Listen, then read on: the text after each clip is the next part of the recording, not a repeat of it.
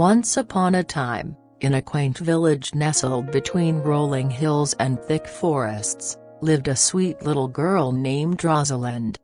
She was affectionately known as Little Red Riding Hood by the villagers, owing to the vibrant red cloak her grandmother had lovingly knitted for her. Rosalind's grandmother, Granny Rose, lived at the edge of the village, in a cozy cottage surrounded by a blooming garden. One bright morning, Rosalind's mother called her into the kitchen. "My dear, Granny Rose is feeling unwell, and I need you to take this basket of freshly baked goodies to her. It has some warm bread, a jar of honey, and a flask of herbal tea. Be a good girl and stay on the path, and remember not to talk to strangers," her mother warned, handing her the basket.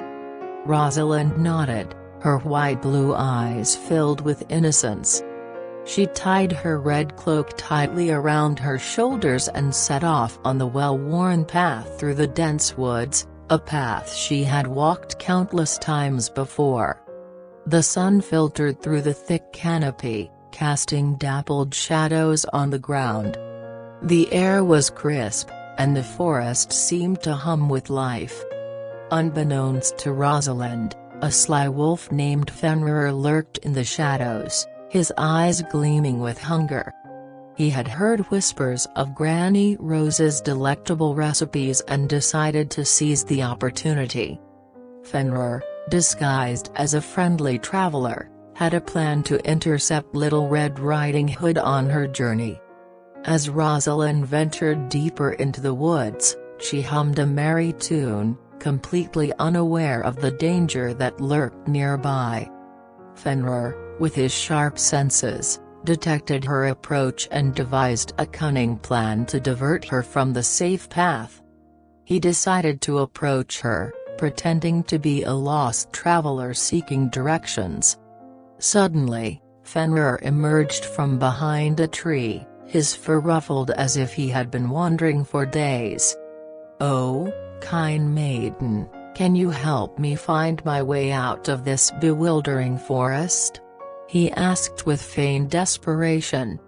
Rosalind stopped in her tracks, her eyes widening with surprise. "Oh, dear sir, I am just a little girl, and I must hurry to Granny Rose's cottage. But I can point you in the right direction," she replied sweetly. Fenrir, feigning gratitude, followed Rosalind's directions, leading her deeper into the heart of the woods. The once familiar surroundings started to look unfamiliar, and a sense of unease crept over Rosalind. She began to realize that something was amiss. As they walked, Fenrir engaged Rosalind in conversation, weaving tales of a magical world beyond the forest and captivating her innocent mind.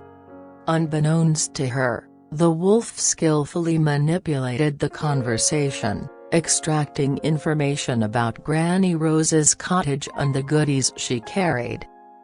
Meanwhile, back in the village, Rosalind's mother grew increasingly worried.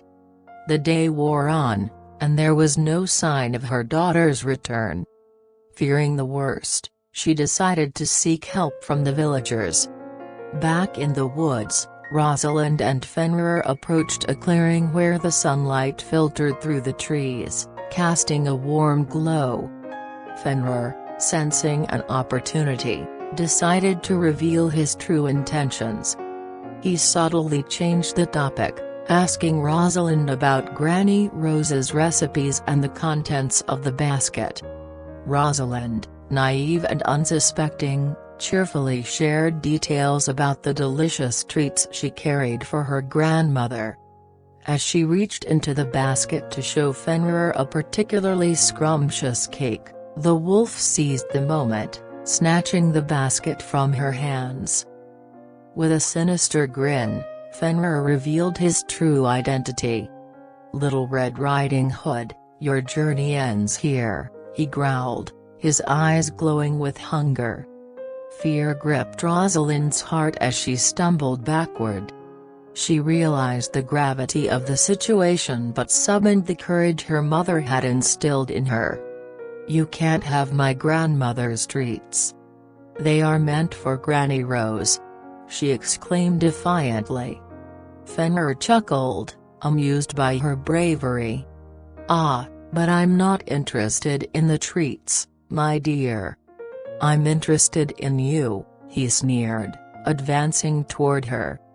Just as Fenrir prepared to pounce, a loud rustle in the bushes startled him. A group of woodsmen from the village, led by Rosalind's worried mother, burst into the clearing, armed with axes and determination. "Leave the girl alone, you vile creature!" shouted one of the woodsmen, brandishing his axe. Fenrir, outnumbered and facing a formidable force, decided to retreat into the shadows. With a menacing growl, he vanished into the depths of the forest, leaving Rosalind unharmed but deeply shaken. The woodsmen, with a collective sigh of relief, surrounded Rosalind and her mother. "We were worried sick about you, Little Red Riding Hood," her mother exclaimed, hugging her tightly. Rosalind, still processing the harrowing encounter, looked around at the brave woodsman who had come to her rescue. Gratitude filled her heart as she realized the importance of community and vigilance. Together, they escorted Rosalind safely to Granny Rose's cottage, where the elderly woman was overjoyed to see her granddaughter unharmed. The woodsmen shared their concerns about the lurking danger in the woods and pledged to keep a watchful eye on the village. As the sun dipped below the horizon, casting a warm glow on the village, the residents gathered to celebrate Rosalind's safe return. The woodsmen were hailed as heroes, and the village rejoiced in the triumph over the cunning wolf. From that day forward, the villagers remained vigilant, ensuring the safety of their children and elders. Little Red Riding Hood, though forever changed by her encounter with Fenrir, grew into a resilient young woman, embodying the strength and courage that had saved her from the jaws of the cunning wolf. And so, in the heart of the village nestled between rolling hills and thick forests, the tale of Little Red Riding Hood became a timeless reminder of the importance of caution, community, and the enduring spirit of those who stand together against the forces of darkness.